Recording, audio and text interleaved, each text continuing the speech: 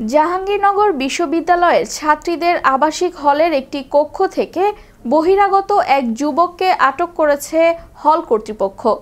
গতকাল রাতে বিশ্ববিদ্যালয়ের নওয়াব ফয়জুন্নেসা হলের এক ছাত্রীর কক্ষ থেকে তাকে আটক করা হয়। ভুক্তভোগী পারভেজ বলেন, আমরা দুইজন ভালো বন্ধু, দুজনেই লালন ভক্ত। তাকে আমি বিয়ে দিয়েছি। আমি হিম উৎসবে বেড়াতে এসেছি। অভিযুক্ত নারী শিক্ষার্থী বলেন, আমরা উভয়েই ভালো বন্ধু। রাতে থাকার জায়গা না থাকায় তাকে হলে নিয়ে এসেছি। আমরা কেউ আপত্তিকর অবস্থায় ছিলাম না। কর্তৃপক্ষের কাছে খবর পাওয়ার পর তাৎক্ষণিকভাবে প্রক্রিয়া টিমকে পাঠানো হয়েছে। এরপর আটক ছেলেকে পুলিশের কাছে হস্তান্তর করা হয়েছে। তার বিরুদ্ধে রাষ্ট্রীয় আইনে ব্যবস্থা নেওয়া হবে।